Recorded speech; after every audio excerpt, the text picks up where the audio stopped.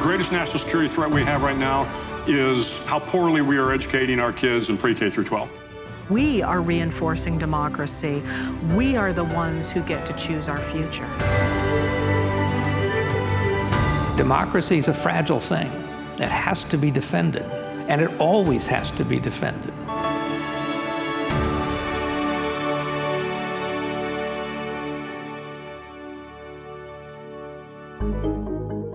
Welcome to the LBJ Presidential Library in Austin, Texas.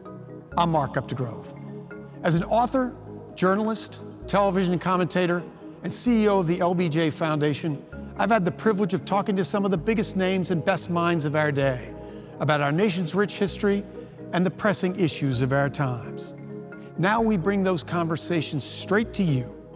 In this series, we'll explore America in all its complexity, what our extraordinary but often tempestuous history says about who we are as a people and the formidable challenges we face today.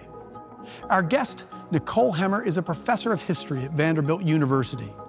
Tonight, she'll discuss her latest book, Partisans, which examines the modern Republican Party and the marked changes the GOP has undergone since the celebrated presidency of Republican icon Ronald Reagan nearly 4 decades ago. Nicole Hemmer, welcome. Thank you so much for having me. Well, so much of your work has dealt with the modern Republican Party, and today's Republican Party, to say the least, is not your father's Republican Party. But before we go into the changes, the populist strand of the Republican Party, let me talk to you about Ronald Reagan and the movement conservatism that led him to the White House. Where does movement conservatism begin? Well, movement conservatism has a few different origins. One of the really interesting things about movement conservatism is it kind of starts in opposition to World War II, which isn't where you would expect to find it, but figures like William F. Buckley Jr., who founded the National Review, and a number of the people who really get this movement started cut their teeth on kind of the America First movement. And the reason that matters is not because they keep those views. They're going to be much more interested in military intervention in 10 or 15 years. But they saw their opposition to intervention in World War II as something that put them outside of the American consensus. They didn't see their views reflected in newspapers or on networks. They didn't see their views reflected in the two major parties. They felt like outsiders.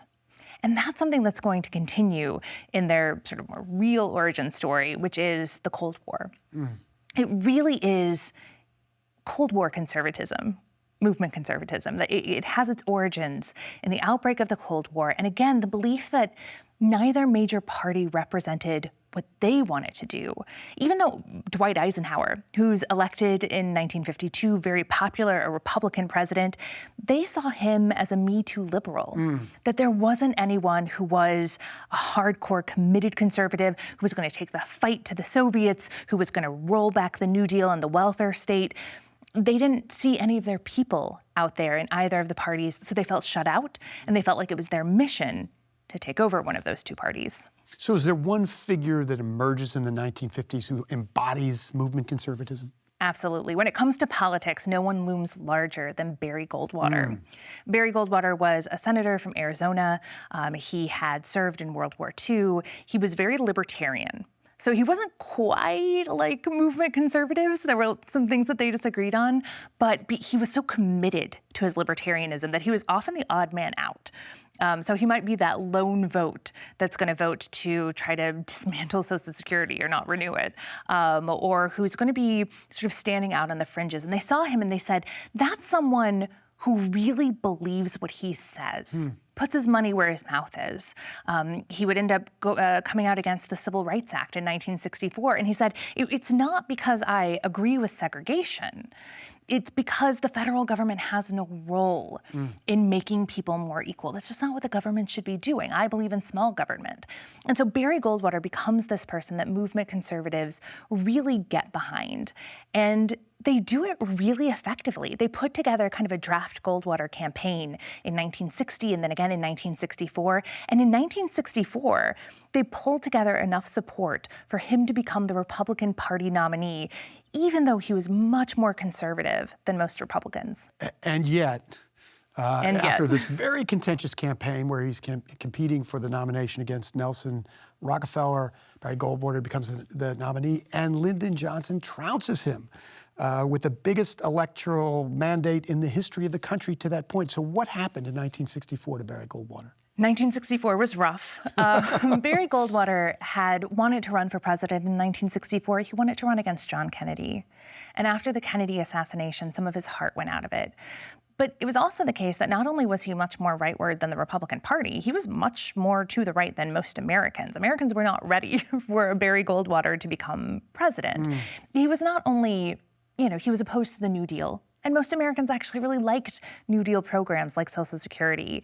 He could be kind of militant. He wanted to use the military. He talked about using nuclear weapons in war. That frightened a lot of Americans. So he was not a man for the moment. And he does lose pretty significantly. Some hardcore conservatives after his loss would say 23 million Americans can't be wrong. The number of people who had voted for Barry Goldwater. But it definitely wasn't enough to win that election. And he loses in the biggest landslide in modern US history. And yet, the dust clears from this landslide loss. And conservatives look around and they see that they have a big task ahead of them. But fast forward 16 years when Ronald Reagan wins the presidency, and you have conservatives who are saying, Barry Goldwater won in 1964. It just took 16 years to count all the votes. Because one of his most vocal supporters in 1964 is a middle-aged actor by the name of Ronald Reagan, who gives the Time for Choosing speech, which launches him into the political spotlight. Talk about the evolution, the rise politically of Ronald Reagan. So Ronald Reagan was an actor. He's the only president who was ever the head of a union. He was the president of the SAG Actors Guild, or the Screen Actors Guild. He was the president of SAG. But he was very conservative. Over the course of the 1950s, when he was working as a spokesperson for General Electric, he gave himself kind of an education in politics and read a lot of conservative writers, developed a lot of conservative policy preferences and ideas. And by 1964, this lifelong New Deal Democrat had become a Republican. And he'd become a conservative Republican just in time, because Barry Goldwater wins the nomination. Nobody seems to like Barry Goldwater that much. He's not particularly charismatic. And then Reagan comes in with this speech that he had been working on for years. It was his kind of go-to stump speech for conservatism. And he delivers it for the Goldwater campaign, a half-hour televised speech. And it's the same ideas that Barry Goldwater has been espousing, but they're just put so beautifully and relatably and in a way that really draws people in. Now, one side in this campaign has been telling us that the issues of this election are the maintenance of peace and prosperity. The line has been used, we've never had it so good. But I have an uncomfortable feeling that this prosperity isn't something on which we can base our hopes for the future. No nation in history has ever survived a tax burden that reached a third of its national income. Today, 37 cents out of every dollar earned in this country is the tax collector's share. And it not only builds Reagan's reputation as somebody with real political gifts, but it ties him to the conservative movement, not just because of all of those ideas in the speech, although that definitely would become the backbone of Ronald Reagan's career, but the fact that he went to bat for Barry Goldwater when so much of the Republican Party had abandoned him, because it was pretty clear Goldwater was going to lose this race, and a lot of Republicans, prominent Republicans, had come out against him. But Ronald Reagan stood by his side, and that loyalty is something that conservatives remembered along with those principles. So is it fair to say, Nikki, that the election of Ronald Reagan in 1980 is the culmination of movement conservatism? Absolutely. It takes a while, right? I mean, 1964 is really the height of Cold War liberalism in the United States. Johnson wins in that huge landslide, and it all starts coming apart after that. You have the Vietnam War. Johnson ultimately doesn't even run for re-election in 1968, but it wasn't predetermined, preordained what was going to fill that gap. And it was the work that movement conservatives had been doing, the work that Ronald Reagan was doing, that would lead to the conservative ascendancy that his presidency represented. And he tries all of this out, not just in the 1964 Goldwater campaign, but when he runs for governor in California in 1966. So he has 8 years as governor of California, where he is fighting against university students, where he is making the case for a more conservative politics. He's trotting out all of the kind of political ideas that would become ascendant in the 1980s, concerns about crime, concerns about overspending, the need for smaller government. He's practicing all of those ideas in California. And so by the time 1980 rolls around, popular two-term governor of California, charismatic actor, well-loved by conservatives within the movement, he was set up for success.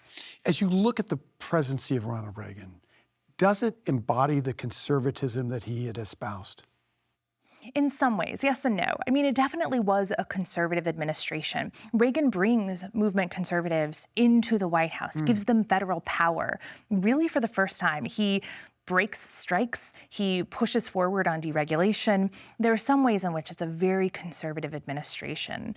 At the same time, Ronald Reagan was a big tent kind of guy. He wins these 2 massive landslides. He's very popular with the electorate, and that requires compromise. It requires pursuing popular policies over unpopular policies. So when he's in office, Reagan does advance the ball for conservatives, but he also drops the ball for conservatives in a lot of ways. There are a lot of people on the right who are pretty mad at Reagan when he's in office because they don't feel like he's taking it to the Soviets hard enough. They don't feel like he has kept his word on things like taxes. He puts in place the biggest tax cut in history in the first year of his presidency, and then he starts raising those taxes back up. They don't feel like he's gone hard enough on abortion and school prayer. So there's a sense among conservatives to his right that Ronald Reagan isn't conservative enough.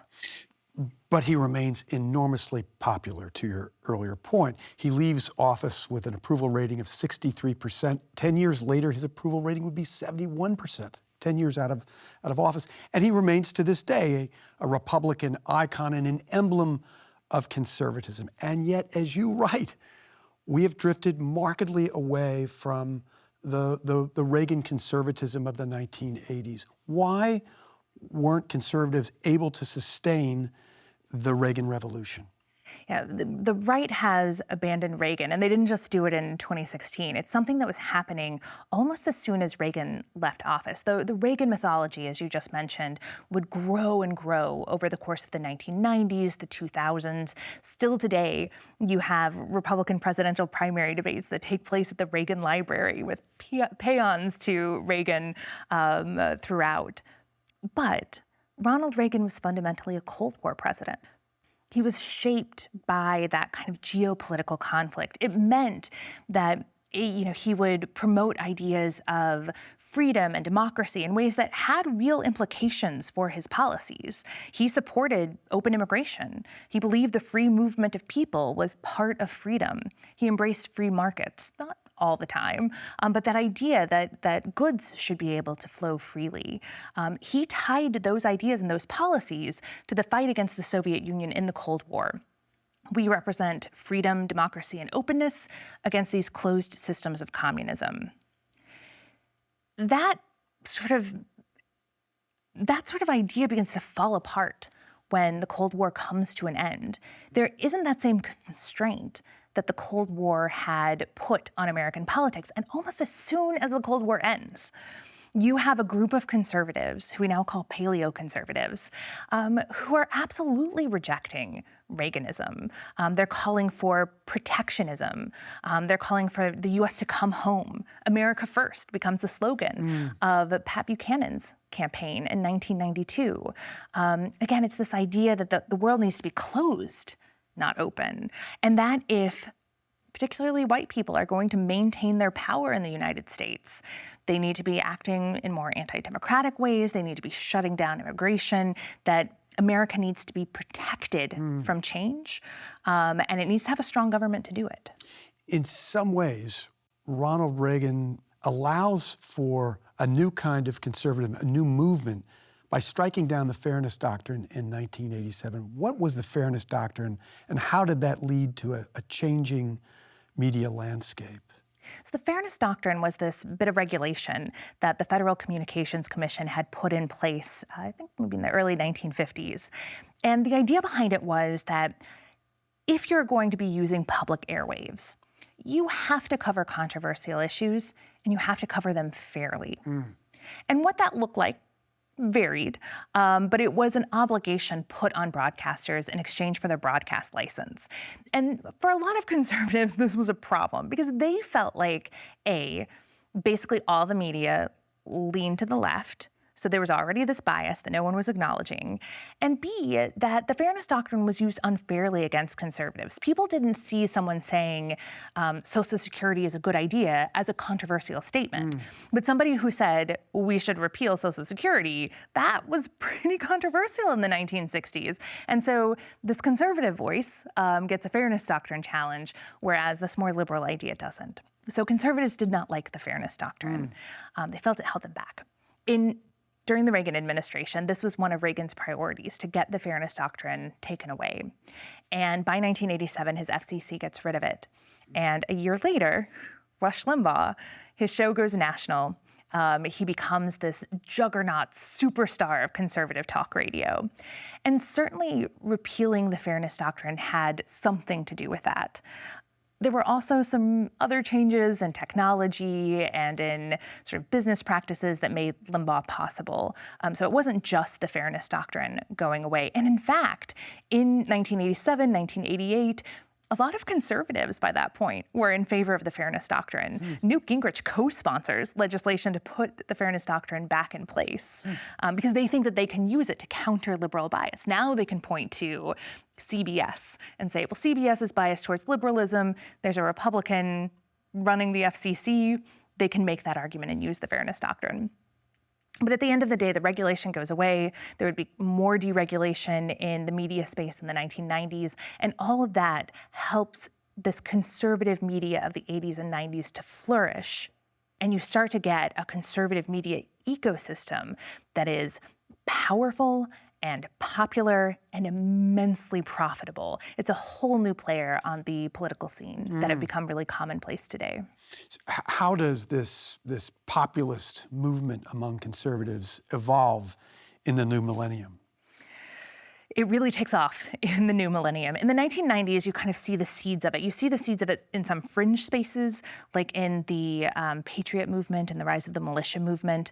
You see it in some office holders, some Republicans in Congress who, after the government shuts down, say, we don't want to open it back up. Or who say, Newt Gingrich, this right-wing speaker who's the most conservative speaker we've ever had up to that point, no, we want to overthrow him for someone more conservative. That whole thing starts then too. But as you get into the new millennium, that part of the party gets even stronger. George W. Bush becomes president, and he really models his presidency not after his father, but after Ronald Reagan. He goes back to a lot of those Reaganite policies, and his party isn't with him. I mean, they kind of stay together because of the September 11th attacks and the move to war in Bush's first term. But by Bush's second term, he is being constantly attacked by these populists on the right, particularly over the issue of immigration. And George W. Bush had set out as one of his policy priorities to go forward on immigration reform. But the populist right in his party had long since turned against immigration for a number of different reasons, some of them economic, some of them racist, and had gotten to the point where they would not brook any sort of negotiation when it came to immigration, no sort of reform when it came to immigration. And so when Bush pushes forward on this priority in 2006, 2007, he's stopped by his own party. And you begin to get a sense in that moment that there has been this war brewing in the party for some time, and that this populist right that would become the Tea Party, that would become the MAGA movement, that it is starting to take over as Bush becomes more and more unpopular. There's more and more space for this new right to emerge. And then you get another Republican candidate in Mitt Romney, who is not so much the populist conservative, but a throwback to an earlier era. And then you get the rise of Donald Trump. How do you explain the political ascendance of Donald Trump, Nikki?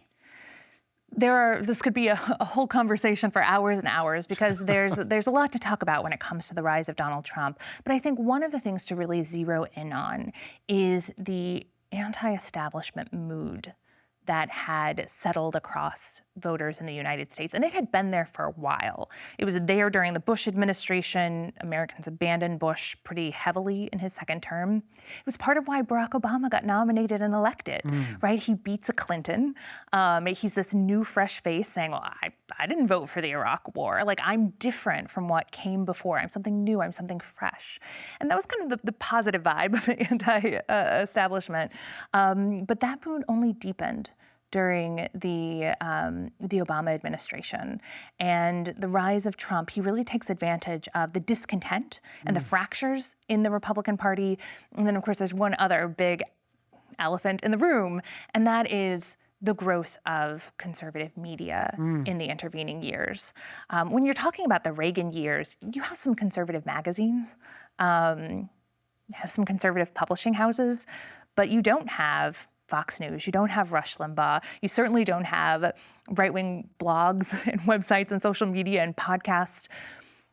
Over the course of the Bush years, 2000 and 2008, the conservative media ecosystem explodes. Rush Limbaugh, who had dominated in the 1990s, suddenly there are dozens of right-wing talk radio shows. They're on for 3 hours at a time. You have wall-to-wall right-wing radio. And starting in 1996, you have Fox News, which takes a while to take off. But by the 2000s, Fox News is up and running. It's the most popular cable news network in the nation. And now you have a kind of right-wing messaging system that is separate from the Republican Party. And so an insurgent wanting to take over the Republican Party and who has access to this right-wing megaphone really has an opportunity, certainly even before 2016, but definitely by 2016. And even at that point, right, Fox News has been around for 20 years. Fox is a little cool on Donald Trump, but again, at that point, you have all of these radio shows, you have all of these websites. You don't even need Fox News if you have a big enough audience that you can turn into a political base. And Donald Trump is good business. We have seen that. Hence this media ecosystem that has sprung up around him and keeping him in the public eye. If Donald Trump or the Republicans fail to gain momentum in 2024 and to win the election, what is the future of the Republican Party? It's an excellent question. I mean, try not to predict the future anymore after the past 10 years or so when everything has been so unpredictable. But we can say something about the trajectory of the Republican Party. You know, Donald Trump lost the 2020 election. He did not agree that he lost, and he got his party not to agree that he lost. Even after a violent insurrection at the Capitol, 48 Republicans went to the floor and voted to overturn the 2020 election. The Republicans recently elected a new speaker who was at the forefront of the attempts to overturn the 2020 election. That's the trajectory of the party. It is moving further and further to the right. And in moments of defeat, it does not moderate, it radicalizes. And I think that if we're looking into the near or even medium future, if Donald Trump doesn't win, I don't think we're going to suddenly see a sunny-faced, Mitt Romney-led Republican Party. I think we're going to see a party, again, that continues to radicalize, continues to reject the instruments of democracy and the institutions of democracy, and continues to push through both nonviolent and violent means to hold on to power. Why? I think because of a lot of the things we've been talking about, that this is a party that has been radicalizing over the past 30 years, in part due to the media that it has created that have allowed the party and its members to cut themselves off from the feedback of reality, and in part because it's worked. Republicans have a tremendous amount of power in a country in which they are supported by a minority of voters. Donald Trump did not win election with a majority of voters. Republican policies tend to be pretty unpopular. And yet, for a variety of reasons, the Supreme Court, gerrymandering, the Electoral College, Republicans have been able to maintain power without maintaining a majority. And as long as it works, I think they'll keep doing it. So much remains to be seen as we go into what I'm certain will be a very eventful election season. Nicole Hemmer, thanks so much for being with us. It was great to be with you, Mark.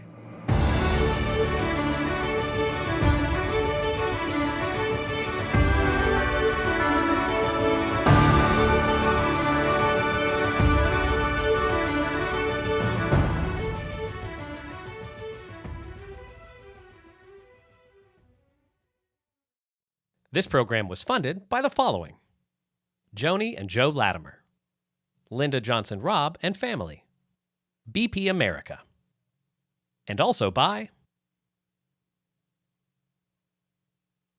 A complete list of funders is available at aptonline.org and live from lbj.org.